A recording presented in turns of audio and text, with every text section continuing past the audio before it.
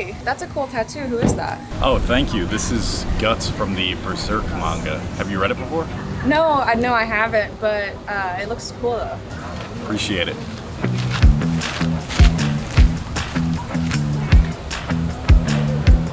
Dude, I'm telling you, this girl might be the one. Alright, just give me the rundown real quick. Alright, so she was walking by me. Then she noticed my tattoo on my arm and she said, "That's a cool tattoo," and she asked me who it was. Yes. And I explained the character to her and she thought it was cool and she didn't say anything about what manga was, so she must be a manga reader herself, and you know how long I've been looking for someone who's a manga reader.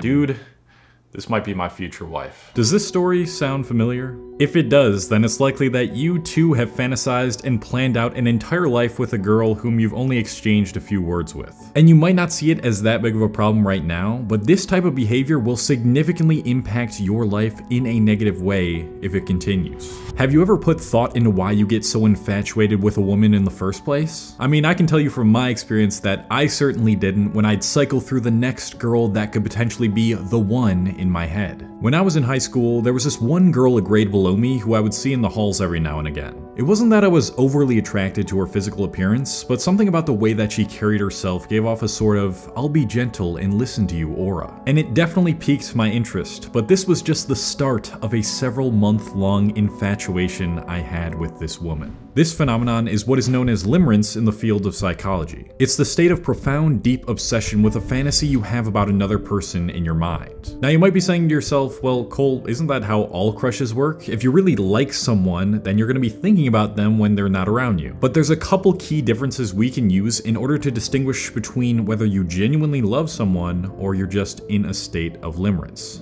I still remember the things that I told myself about who this girl in the grade below me was like. She was cute, but not too in-your-face cute, like she wanted everyone to notice her. The subtleness of her cuteness only added to her attraction. She always seemed to have a smile on her face when she was talking to others, which indicated to me that she was a giver. She prioritized the well-being of others over herself and nurtured her relationships. And she definitely wasn't the most popular girl in school, but she didn't seem to care because she was confident in herself and she knew that she was exactly where she needed to be. This was one of those rare cases where the girl didn't even give me any attention, and yet I was still able to conceive an entire personality for her based on a few brief glances. And that's the first distinction between love and limerence. Limerence is this kind of love at first sight feeling that doesn't have a sound enough reason to back up this idea of the person you've created. And the person that you are infatuated with is an idea of the person that fits who you'd like that person to be, rather than who the person actually is. Another good way to phrase this that I've heard before is that limerence is to love what masturbation is to sex. It may feel like the real thing, but what you're doing is really just creating some sort of fantasy scenario that doesn't actually exist in the real world. I wanted to see if my speculations about this girl were correct, so I started to check if she had a social media presence. And I found that she had a Facebook, but no Instagram. From this, I concluded that she must not care about having a lot of followers on social media. I thought to myself, she must really not need to show off or care about others' attention. It's just like I had suspected from the start. Of course, I could have never known if this was actually true or not, because I never even talked to her, but I used my preconceived beliefs about what it meant to not have an Instagram to create a story that would match what I already wanted to believe was true about her. And so my fantasy started to gain more fuel. The feeling of this inaccurate depiction of her induced a sense of lightness and safety in me. And every time I saw her in the halls, this feeling intensified. This is the second way you can distinguish between limerence and love. When you start the process of identifying whether you love the idea of a person or who that person is in reality, how does that idea make you feel? Pay attention to your emotional and physical state when you're in that fantasy. What most people report is that when they see the person whom they are infatuated with, that person will have a sort of glow about them, which almost elevates them above humanity. Kind of like a visual pedestalization.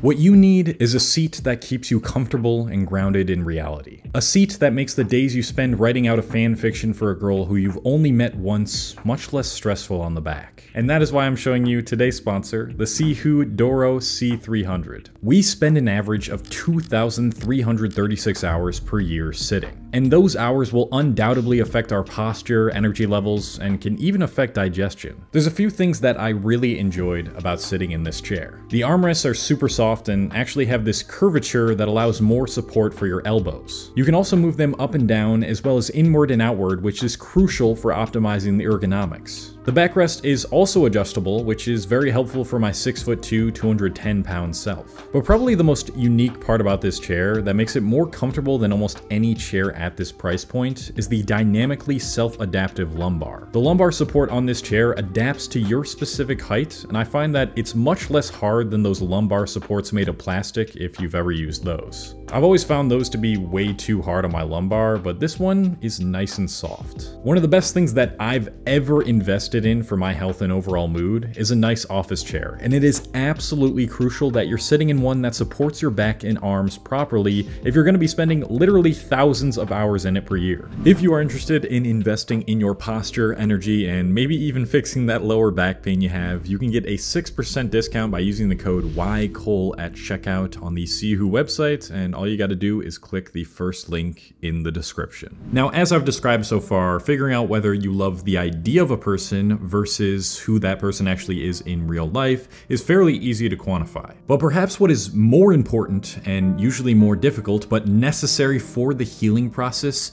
is understanding why this phenomenon is happening to you in the first place. As I continued to admire this girl from afar, the stories of how our potential relationship could look started to intensify. I imagined us together bonding over our favorite TV show in a coffee shop, and when I'd be in the middle of explaining one of my favorite scenes, she'd keep her eye contact as she reached across the table to grab my hand. We'd end the day by laying in a field in the park near my house, and I'd feel completely and utterly safe, like nothing could ever hurt me again.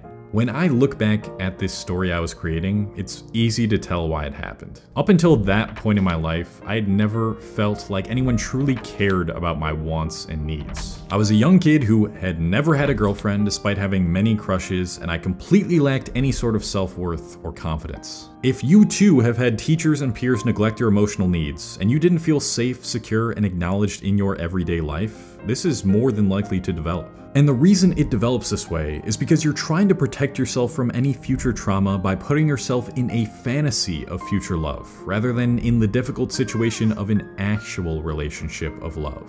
As I went through the first half of my teenage years, I'd continue to have these bouts of limerence, only to have them suddenly wear off when the idea of who I thought the girl was got shattered. But finally, that young 15-year-old Cole got himself into a relationship. And what once could be viewed from a distance and fantasized about was now in much closer proximity on a daily basis. Still though, I was somehow able to convince myself that my girlfriend was different. I depended on her for my worth as a man, and I had a strong vision as to who I thought she was. Then, as we went off to college, everything came crashing down. She ended up dumping me over the phone, which I didn't even consider to be a possibility at the time, and I later found out she had cheated on me multiple times. I had finally given in to pursuing a woman past the fantasy I had of her, and I got hurt very badly because of it. So when I found out that she wasn't who I thought she was, I unconsciously decided that from now on, it would be best to get infatuated with a woman who was emotionally unavailable or distant. It was my way of protecting myself from getting hurt again by living in that fantasy realm. But the ironic thing about all that is, it was only a self-perpetuating cycle of more harm. Because I was so attracted to emotionally unavailable women, my infatuation would always be one-sided, and I'd get hurt again and again.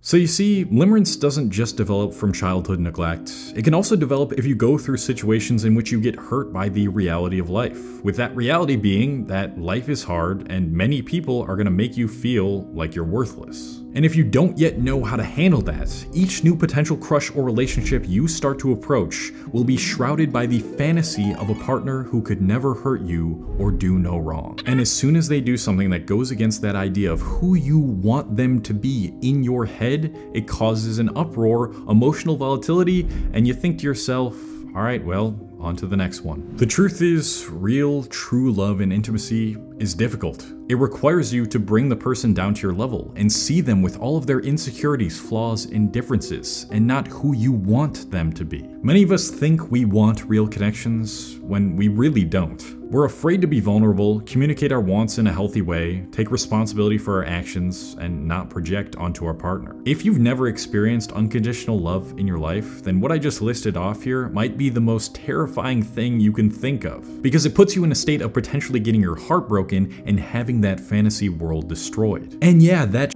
is really scary, but it's so much more fulfilling and healthier than living in a daydream fueled by your traumatic past. So what can you do to stop this vicious limerence cycle of falling for the idea of someone who you think will give you unconditional love that you desperately want but have never had? Well, the first step is to acknowledge and accept when you are in a state of limerence. You now have a good idea of what the signs of limerence look like, so the next time it happens, acknowledge that you are in fact in a fantasy realm and that your assumptions and expectations are not rooted in reality. When this happens, you should do your own introspection on everything you are feeling at that moment and why you think you are creating this idea of this person in the first place. Take some time to journal what limerence feels like to you, from the thoughts you have to the emotions that arise to the physical sensations that come up. And most importantly, write down what it is about this person that you're so attracted to and whether it accurately depicts the reality of this person or not. Now, once you have a good idea of what this feels like, reflect back on your younger years. Did you feel emotionally neglected growing up?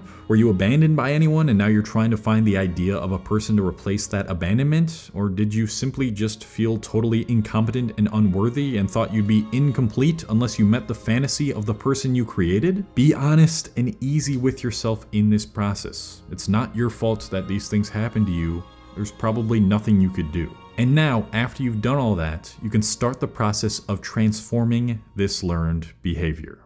What I did when I started to look at the type of women I was attracted to and why this developed was begin the process of building up my own self-worth by basically being the parent and partner I wished I always had. That idea of the person in your fantasy realm that embodies all the characteristics you're looking for in a relationship, it can actually be found within yourself through enough acceptance and action. So I decided to list out all the things I was looking for in my fantasy partner. Someone who supports my endeavors, encourages me to never give up even when times are tough, cares for me and does nice things for me, doesn't yell at me when I do something wrong, but instead communicates it in a healthy way, and really truly loves me the more that they get to know me. And then I started to ask myself, what can I start doing in my everyday life to give those things to myself? So I started showing myself that I do in fact love myself by changing the way I viewed my failures and rejections and instead seeing them as just a stepping stone to get better. I started cooking meals for myself and taking myself out to dinner. I did the things that someone who loved themselves would do, like create a purpose, work on it, get consistent exercise, good sleep, and hygiene. And I would write down every negative belief I had about myself in a journal, cross that shit out, and transform it into a newer, more accurate, and beneficial belief. And I would remind myself of that new belief every single day. And I started to tell myself that it was okay to not be perfect, and it was okay that other people aren't perfect, and we all have insecurities and things we don't like about ourselves, and that is fine. Eventually, I got to the point where I felt like I didn't need another person to complete me, and my infatuation for other women, occasionally, it just went away almost completely. Because I knew that what I was trying to get this person to fulfill for me was already fulfilled. And I say this is almost went away because honestly, this shit is not perfect, and I still sometimes catch myself creating some sort of ideal for my current partner. But it is certainly much better than when I was younger. Before you start to think the next person who gives you any ounce of attention or just looks a certain way is the one, give yourself at least a few months to get to know them in order to form an accurate view of them. And when you do actually get into a relationship, or if you're in one right now, you must accept the fact